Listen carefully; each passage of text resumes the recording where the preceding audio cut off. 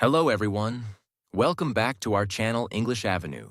Today I want to tell you a powerful story about a Japanese boy. His story is about time, regret, discipline, family, dreams, and the dangerous habit of saying, "I will do it tomorrow." This topic is very important because many people are not destroyed by failure. They are destroyed by delay. They do not lose because they are weak. They lose because they wait too long. They say, "Tomorrow I will study. Tomorrow I will start. Tomorrow I will change. Tomorrow I will follow my dream. Tomorrow I will say sorry. Tomorrow I will become serious." But slowly, tomorrow becomes a habit. Then tomorrow becomes an excuse. Then tomorrow becomes a lie. And one day, people look back and realize they did not lose time in one big moment. They lost it in small delays every day. This story will show you why today matters. It will show you why one small action now is more powerful than 1,000 plans for tomorrow. So watch this story till the end. Because maybe this story will not only touch your heart, maybe it will wake you up. And if you are learning English, listen carefully. Repeat useful sentences. Feel the story. Understand the message. And practice English with this meaningful lesson. Part 1. The Boy Who Always Said Tomorrow. In a quiet town near Kyoto, Japan, there lived a boy named Haruto Mori. Haruto was 19 years old. He lived with his mother, father, and younger sister in a small traditional house. Behind their house, there was a narrow road. On one side of the road, there were old wooden homes. On the other side, there were cherry blossom trees. Every spring, pink flowers covered the street like soft snow. People came there to take pictures. Children ran under the trees. Old people walked slowly and smiled at the beauty of life. But Haruto rarely noticed it. He was always inside his room. His curtains were closed. His phone was in his hand. His dreams were in his mind, and his actions were always delayed. Haruto was not a bad boy. He was kind. He loved his family. He respected his teachers. He had a good heart. But he had one weakness that was slowly destroying him. He always said, "Tomorrow." If his mother said, "Haruto, please wake up early. You have to study," he replied, "Yes, mother. I will start tomorrow."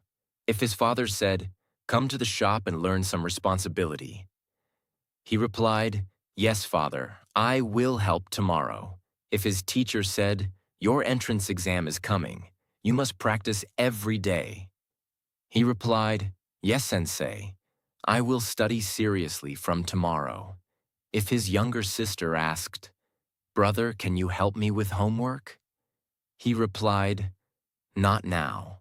Tomorrow." And if his grandfather called and said, "Haruto, visit me. I want to teach you something important," he smiled and said, "Yes, Grandpa. Tomorrow. Tomorrow. Tomorrow. Tomorrow." That word followed him everywhere. It looked small. It sounded harmless. But slowly, it became the biggest lie in his life. Haruto had a dream. He wanted to become an engineer. He loved machines, old watches, small tools, and anything that had hidden movement inside it. When he was a child, he used to open broken toys just to see how they worked. He used to ask questions like, "How does this move? Why does this sound happen? What is inside this machine?" His grandfather, Kenji Mori, loved that curiosity. Kenji was a clock repairer. For almost 50 years, he repaired clocks as watches in a small shop near the old market. His shop was not modern. There were no bright lights, no big board, no fancy decoration. Only wooden shelves, glass boxes, tiny tools, old clocks, and the sound of time. Tick, tick, tick. Every clock in that shop had a different sound. Some clocks were slow, some were fast, some were loud, some were soft, Some were broken and silent. But Kenji understood all of them. He used to say, "Every clock has a heart. You just need patience to hear it." When Haruto was small, he spent hours in that shop. He watched his grandfather open old watches with careful hands. He watched him clean tiny wheels. He watched him fix broken springs. He watched him bring dead clocks back to life. To little Haruto, his grandfather looked like a magician of time. But as Haruto grew older, he changed. He stopped visiting the shop. He stopped asking questions. He stopped practicing. He started spending more time on his phone. He watched videos about success, discipline, study routines, fitness, business, motivation, and dreams. But he did not take action. He saved videos but never used them. He made plans but never followed them. He wrote goals but never worked on them. Every night he felt guilty. Every night he promised himself, "Tomorrow will be different. Tomorrow I will wake up at 5 a.m. Tomorrow I will study for 6 hours. Tomorrow I will stop scrolling. Tomorrow I will help my family. Tomorrow I will become disciplined." But every morning the same thing happened. The alarm rang. Haruto opened his eyes. He felt tired. He said, "Just 5 more minutes." 5 minutes became 30 minutes. 30 minutes became 1 hour. Then the whole day became weak. He delayed one task, then another, then another. By night, he felt heavy again. He looked at himself in the mirror and whispered, "Why am I like this?" Deep inside, Haruto knew he was wasting time, but he did not want to accept it, because accepting the truth would mean he had to change, and change felt difficult. So he comforted himself with tomorrow. One evening, Haruto's father entered his room. His father was a quiet man. He worked hard in a small family store. He did not speak much, but when he spoke, his words were serious. He looked at Haruto and said, "You are young, but time is not young forever." Haruto looked at his phone and said, "I know, father. I will become serious soon." His father asked, "When?" Haruto said, "Tomorrow." His father became silent. Then he said, "Haruto, tomorrow is a word lazy people use to protect themselves from today." Haruto felt hurt. He said, "I am not lazy." His father replied, "Then prove it with action, not with promises." Haruto did not answer. He felt angry, but not because his father was wrong. He felt angry because his father was right. That night, Haruto could not sleep. He opened his notebook. On the first page, he had written many goals. Become an engineer. Pass the entrance exam. Learn discipline. Help family. Make grandfather proud. Under those goals, there were many dates, but every date had passed. Nothing was completed. Haruto stared at the page for a long time. Then he closed the notebook and whispered, "I will start tomorrow." Again. The same lie. The next morning, his grandfather called him. Kenji's voice was weaker than usual, but still warm. He said, "Haruto, can you come to the shop today?" Haruto was lying on his bed. He was scrolling through his phone. He replied, "Today? I have some work, Grandpa." Kenji laughed softly. "What work?" Haruto looked at his empty desk, his closed books, his unfinished plans, his wasted morning. Then he said, "Study work." Kenji stayed silent for a moment. Then he said, "I see. Then come tomorrow. I want to show you something." Haruto smiled. "Yes, Grandpa, I will come tomorrow." Kenji said quietly, "You always say tomorrow." Haruto laughed a little. "I promise, Grandpa, tomorrow I will come."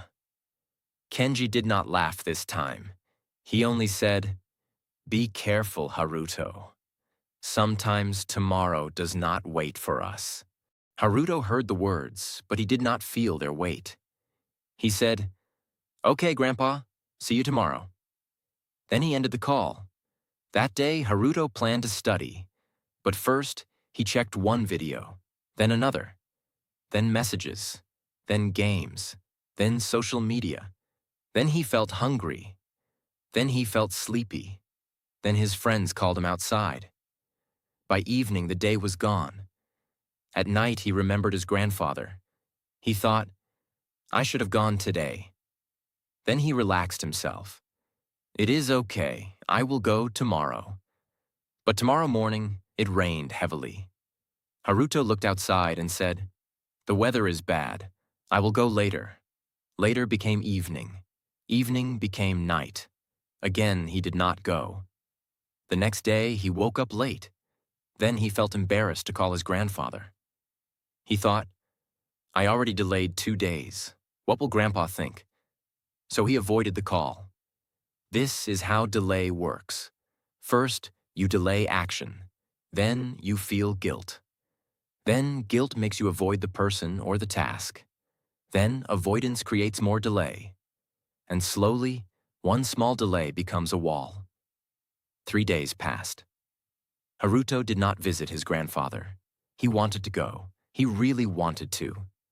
But wanting without action is only imagination. On the 4th morning, Haruto's mother opened his room door. Her face looked different. Her eyes were red. Her voice was shaking. She said, "Haruto, get ready quickly." Haruto sat up. "What happened?" His mother said. "Your grandfather is in the hospital." For a moment, everything became silent. The phone in Haruto's hand felt heavy. His heart started beating fast. He stood up and asked, "Is he okay?" His mother did not answer. She only said, "Hurry." Haruto ran. He did not brush his hair. He did not check his phone. He did not say tomorrow. For the first time in a long time, he moved immediately. On the way to the hospital, the city looked different. The same roads, the same shops, the same people. But Haruto felt like the world had become colder. His mother sat beside him in the taxi, silent. His father looked straight ahead. Nobody spoke, but inside Haruto, 1,000 thoughts were shouting. "I should have gone. I should have visited him. He called me. He wanted to show me something. I said tomorrow." When they reached the hospital, Haruto ran through the hallway. His shoes made loud sounds on the clean floor. He reached the room and stopped at the door. His grandfather was lying on the bed. Kenji looked smaller than before. His hands looked thin. His face looked tired, but his eyes were still calm. Beside him, on a small table, there was a wooden box. Haruto walked slowly toward the bed. His throat felt tight. He held his grandfather's hand. It was warm, but weak. Haruto whispered, "Grandpa, I am sorry, I was going to come." Kenji looked at him. He smiled softly. And then he said the words that would change Haruto's life forever. "You were always going to come tomorrow." Haruto could not speak. His eyes filled with tears.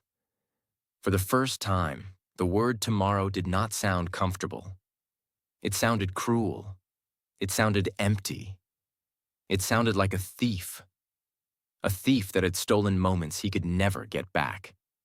Kenji slowly moved his hand toward the wooden box. He said, "I wanted to give you this in the shop. But maybe life chose this place instead." Haruto opened the box with shaking hands. Inside, there was an old pocket watch. It was silver. It had small scratches on the cover. It looked old, but beautiful. Haruto opened it. The hands of the watch were stopped. The time was 7:15. Haruto looked at his grandfather and asked, "Grandpa, why is it stopped?" Kenji took a slow breath. Then he said, "Because every clock stops one day." Haruto looked down at the watch. Kenji continued, "But before it stops, It gives us something. Haruto whispered, "What?" Kenji looked into his eyes and said, "A chance." Haruto held the watch tightly. Kenji's voice became softer. "Life is not lived in tomorrow, Haruto. Life is lived in today. Yesterday has already left. Tomorrow has not arrived. Today is the only place where your hands can work, your mouth can speak, your heart can love, and your life can change." Haruto began to cry. Kenji continued, "If you love someone, do not wait too long to show it. If you have a dream, do not wait too long to begin it. If you made a mistake, do not wait too long to correct it. If you want to become better, do not wait for a perfect day, because the perfect day may never come." Haruto said, "Grandpa, I promise I will change." Kenji looked at him deeply. "No." Haruto was confused. Kenji said, "Do not promise me tomorrow. Change before you leave this room." Haruto felt those words enter his heart like fire. Change before you leave this room. Not tomorrow, not later, now. He looked at the stopped watch again. 7:15. The time was frozen. But inside Haruto, something started moving. For the first time, he understood that delay was not small. Delay was not harmless. Delay was not just laziness. Delay was disrespect toward life, disrespect toward dreams, disrespect toward people who loved him, disrespect toward the time he had been given. He wiped his tears. He held his grandfather's hand more strongly, and in a low voice he said, "Grandpa, I will not say tomorrow now." Kenji closed his eyes for a moment. A small smile came to his face. Outside the hospital window, the rain had stopped. The sky was still gray, but a little light was entering the room. Haruto did not know what would happen next. He did not know how much time his grandfather had. He did not know how hard his journey would become. But one thing had changed. The boy who always said tomorrow had finally met the truth of today. Part 2. The first battle with today. After hearing his grandfather's words, Haruto did not feel like the same person. The hospital room was quiet. His mother was sitting near the window. His father was standing with his arms crossed. His younger sister was holding a small paper crane she'd made for their grandfather. And Haruto was sitting beside the bed, holding the stopped pocket watch in his hand. The time was still 7:15. Nothing moved. But inside him, everything was moving. His thoughts, his guilt, his fear, his regret, his shame, his love. His grandfather's words kept repeating in his mind, "Change before you leave this room." Haruto looked at his grandfather. Kenji's eyes were closed now. He was resting. His breathing was slow. Haruto wanted to say many things. He wanted to say, "I am sorry. I wasted time. I should have visited you. I should have listened. I should have been better." But this time, he understood something. Words were not enough. For years, he had used words, promises, plans, excuses, tomorrow, soon, later, one day. But words without action had made him weak. So Haruto asked himself, what can I do today? Not tomorrow, today. This question was new for him. Before, whenever life became difficult, he escaped into tomorrow. But now he had to face today. He opened his phone. Usually, his phone was a place of distraction, games, videos, messages, endless scrolling. But now, the phone felt different. It felt like a mirror showing him how much time he had lost. He opened his messages and typed to his teacher, "Sensei, I am sorry, I have not studied seriously, but I want to start today. Please send me one practice paper, I will complete it." His finger stopped before pressing send. A voice inside him said, "Do it later. What if your teacher thinks you are irresponsible? What if it is too late?" What if you fail? Haruto closed his eyes. Then he looked at the watch. 7:15. He pressed send. It was a small action. Very small. But for Haruto, it felt like breaking a chain. A few minutes later, his teacher replied, "Good.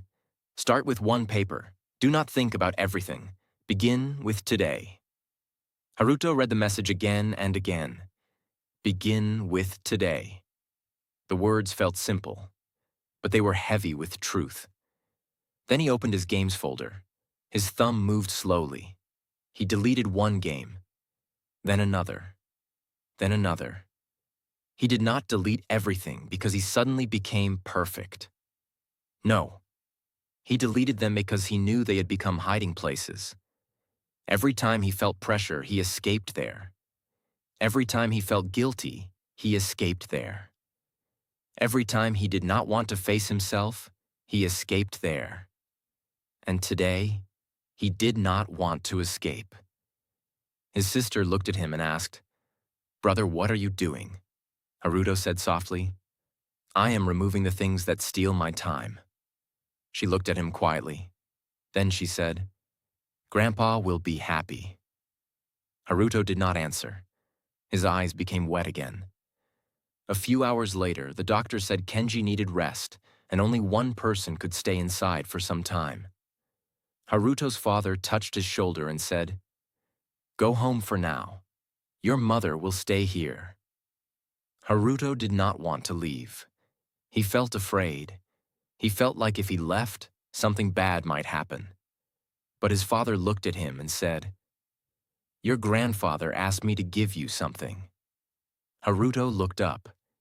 His father took a small key from his pocket. It was the key to Kenji's clock shop. Haruto held it carefully. His father said, "He told me yesterday. If Haruto comes, give him the key. Tell him the shop is waiting." Haruto's throat became tight. The shop is waiting, not tomorrow. Waiting now. His father looked at him with serious eyes. Do not go there to feel emotional only. Go there and do something. Haruto nodded. For the first time, he understood that pain should not become only tears. Pain should become action. That evening, Haruto went to his grandfather's clock shop. The old market was almost closed. The sky was dark blue. Small lights were shining outside the shops. The streets smelled of rain, wood, and warm food from a nearby restaurant. Haruto stood in front of the clock shop for a long time. The signboard was old. Mori Clock Repair. He had seen this board many times in childhood. But today, it looked different. It looked like a door to his past, and maybe a door to his future. He opened the shop. A soft bell rang. Inside, the air was still. The shelves were full of clocks. Some were ticking. Some were silent. Some were open on the table with small screws beside them. Some were waiting to be repaired. The whole shop sounded alive. Tick, tick, tick, tick. It felt like time itself was speaking. Haruto turned on the light. Dust was on the table. A cloth was hanging on a chair. His grandfather's tools were arranged carefully. Tiny screwdrivers, small brushes, metal parts, magnifying glass, oil, old notebooks. Everything had a place. Everything had discipline. Haruto looked at the workbench and felt ashamed. His grandfather had spent his life repairing time, and Haruto had spent years wasting it. On the table, there was an envelope. His name was written on it. Haruto opened it slowly. Inside, there was a note from Kenji. It said, "Haruto, if you are standing in this shop today, then do not only remember me. Work. Time respects action, not emotion. Do 3 things before you leave. Clean the table. Repair the small blue clock if you can. And write 1 honest page about what you have been delaying." Haruto sat down. His hands were shaking. 3 simple tasks. Clean the table. Repair 1 clock. Write one honest page. They looked small, but to Haruto, they felt huge. Because the real battle was not the table. The real battle was his habit. His old voice came back. You are tired. Today was emotional. You can do it tomorrow. Just close the shop and come back later. Haruto almost believed it. Then he looked at the stopped pocket watch in his hand. 7:15. He whispered, not tomorrow. He picked up the cloth and began cleaning the table. At first it felt meaningless.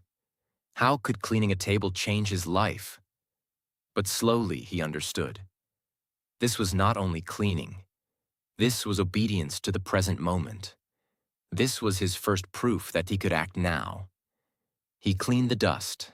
He arranged the tools. He put the screws in a small box. He wiped the glass. He opened the window for fresh air. The shop slowly began to look alive again. Then he looked at the small blue clock. It was sitting on the left side of the table. It had a cracked surface. The second hand was not moving. Haruto remembered this clock. An old woman had brought it to Kenji many weeks ago. She had said it belonged to her late husband. Kenji had told Haruto once, people do not bring clocks only because they want time. Sometimes they bring memories. Haruto touched the blue clock gently. He did not know if he could repair it. He had watched his grandfather many times, but watching and doing are different things. This is where many people fail in life. They watch motivation. They watch tutorials. They watch success stories. They watch other people doing difficult things. But when their own hands must move, they become afraid. Haruto was afraid too. He opened one of Kenji's old notebooks. There were drawings of clock parts, instructions, small warnings, notes written in careful handwriting. Haruto read slowly. Then he opened the back of the blue clock. Tiny parts appeared inside. Wheels, springs, screws, a small world of movement. He tried to understand it, but it was confusing. He made one mistake, then another. A screw fell on the floor. He searched for it for 10 minutes. His back hurt. His eyes felt tired. He wanted to give up. He said to himself, I do not know how to do this. Then another thought came. Maybe I should wait. I will learn properly tomorrow. But this time, he caught the lie. Tomorrow was trying to enter again, not loudly, softly, comfortably, like an old friend. But Haruto now knew the truth. Tomorrow was not always a friend. Sometimes tomorrow was a thief wearing a friendly face. So he stayed. He read again. He tried again. He failed again. He adjusted one small wheel. Nothing happened. He cleaned a tiny part. Nothing happened. He moved the spring carefully. Still nothing. An hour passed. Then 2 hours. The shop became quiet outside. Most people had gone home. Haruto was alone with the clocks. For the first time in his life, he was not searching for entertainment. He was not checking his phone. He was not escaping. He was focused. Completely focused. His mind was tired, but his heart was awake. Then suddenly, after one small adjustment, the blue clock made a tiny sound. Tick. Haruto froze. Then another sound came. Tick, then another. Tick. The second hand began to move. Slowly, weakly, but it moved. Haruto stared at it. His eyes filled with tears. It was not a perfect repair. The clock was still old. The glass was still cracked. The sound was not smooth. But it was moving. And in that moment, Haruto felt like the clock was not the only thing being repaired. Something inside him had also started moving again. He whispered, I started today. This was the first time he felt real pride. Not the pride that comes from showing off. Not the pride that comes from praise. But the quiet pride that comes when you keep a promise to yourself. Then Haruto took out his notebook. He remembered the third task. Write one honest page about what you have been delaying. At first, he did not know what to write. Then the word slowly came. I delayed studying because I was afraid to fail. I delayed visiting Grandpa because I thought he would always be there. I delayed helping my father because responsibility felt heavy. I delayed my dream because dreaming was easier than working.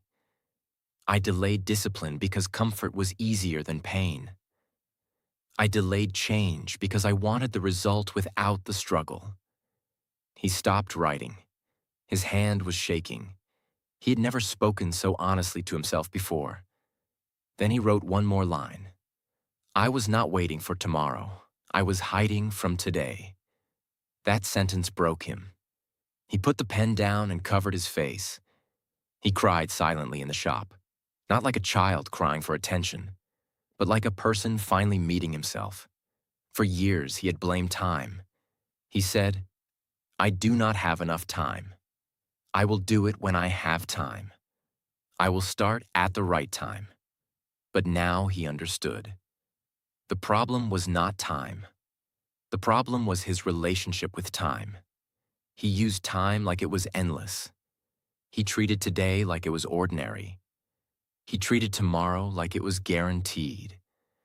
And he treated his own life like it could wait. That night, Haruto stayed in the shop until late. Before leaving, he placed the blue clock on the clean table. It was still ticking. Then he took the practice paper his teacher had sent and printed it from a small printer in the shop. He sat down again. He did not want to study. His mind was tired. His heart was heavy. But he remembered his grandfather's note.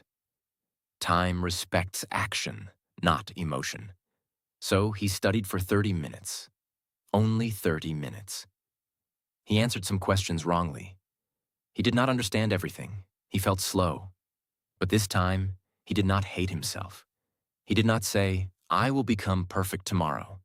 He only said, I have started today. When he returned home, it was late. His father was waiting near the door. He looked at Haruto's tired face and asked, Did you go to the shop? Haruto nodded. His father asked, Did you do anything? Haruto showed him his notebook. His father read the honest page. He did not smile. He did not praise too much. He only closed the notebook and said, This is the first real thing you have written. Haruto understood. Real change does not need big words. It needs truth. That night, Haruto did not sleep easily. His heart was full. He thought about his grandfather. He thought about the clock. He thought about all the days he had wasted. But he also felt something new. A small light. A small strength. A small belief. Maybe he was not finished. Maybe he could still change. Maybe his life had not ended in delay. Maybe today could still become the beginning. The next morning, Haruto woke up before the alarm. Not because he had become perfectly disciplined, but because something inside him was awake. He looked at the pocket watch beside his bed. 7:15. Still stopped. Still silent. Still teaching. He sat up and asked himself the question his grandfather had planted inside him. What is one thing I must not delay today? He opened his notebook and wrote the answer. Visit Grandpa, study 1 hour, repair 1 more clock. 3 actions, small, simple, possible. But for Haruto, they were no longer ordinary tasks. They were proof that he was choosing life. He washed his face, he cleaned his desk, he opened his book, and for the first time, he did not wait for motivation. He began.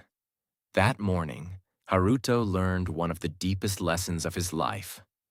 The first battle is not against the world. It is against the part of you that always wants to delay. And if you can win one small battle today, You can slowly change your whole life. Part 3. The daytime became real.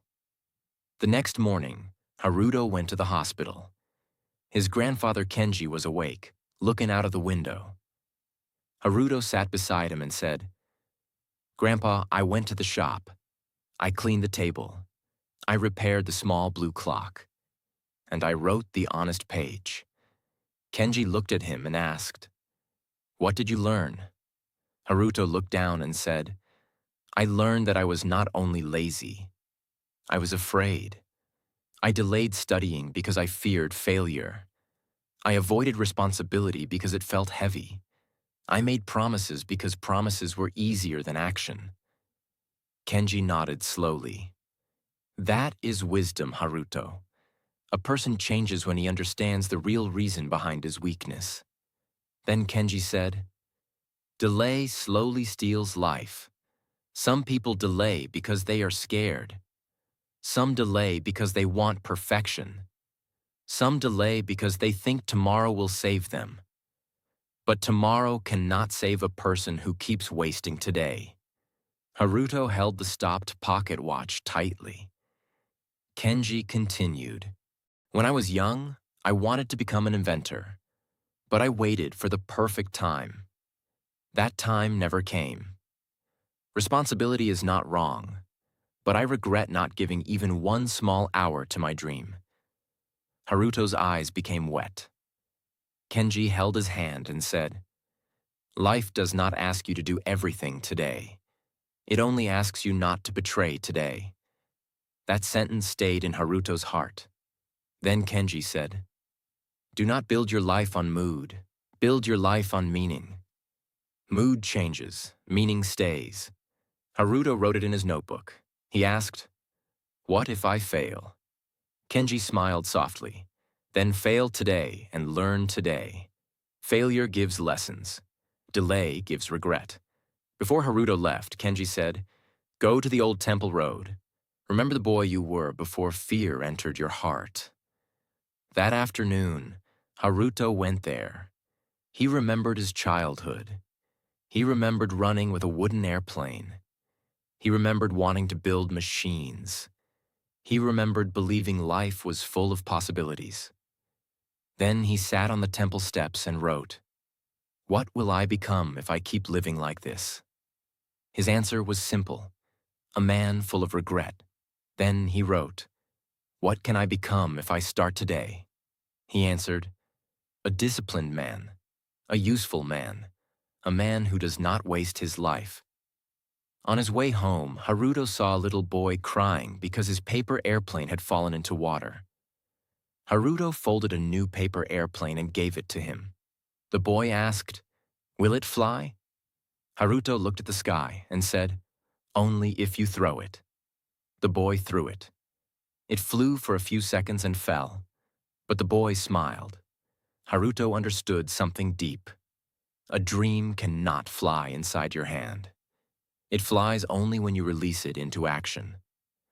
From that day, Haruto followed one rule: one small thing today. If he could not study for 5 hours, he studied for 30 minutes. If he could not repair a difficult clock, he cleaned the parts. If he could not fix his whole life, he fixed one habit. But one night, the hospital called. Kenji's condition had become worse. Haruto ran through the rain. This time, he did not wait. When he reached the room, Kenji was very weak. Kenji whispered, "Did you go to the shop?" Haruto said, "Every day. Did you study?" "Yes, Grandpa. Not perfectly, but every day." Kenji smiled. "A moving life is better than a perfect plan." Then he whispered, "Do not become a man who remembers life only when death comes near. Remember it every morning." Haruto pressed the stopped watch against his chest. He knew his life would not be easy, but now it would be real. Part 4. The Boy Who Stopped Waiting. Kenji passed away before sunrise. The town was quiet, but in his small shop, hundreds of clocks kept ticking. Tick, tick, tick, as if time did not stop for anyone. At the funeral, many people came. They spoke about Kenji's kindness, patience, and quiet help. Haruto realized something important. His grandfather was not famous, he was not rich, but he had touched people's lives, quietly, honestly, daily. And that is also success. After the funeral, Haruto went to the clock shop. The chair was empty. The silence hurt him. He cried for the calls he delayed, for the visits he missed, for the time he wasted. Then he stood up, placed the stopped watch on the table, and said, "I will not waste what you left inside me." From that day, Haruto changed. Not perfectly, but seriously. He woke up early. He studied every day. He repaired clocks after school. He helped his family. And every night he wrote one question: what did I do today that my future self will thank me for? His answers were small. I studied. I repaired one part. I helped my sister. I did not quit. Small actions became small victories. And small victories became a new life. Months later, Haruto took his entrance exam. He was nervous, but he had prepared honestly. When the result came, he passed. Not with the highest score, but he passed. That evening, he placed the result paper beside the stopped watch and whispered, "Grandpa, I started." Years passed. Haruto became an engineering student. He still repaired old clocks during holidays. Some students laughed and said, "Why repair old clocks? The world is digital now." Haruto smiled and said, "Because old clocks taught me the value of new time." One day, Haruto gave a presentation at university.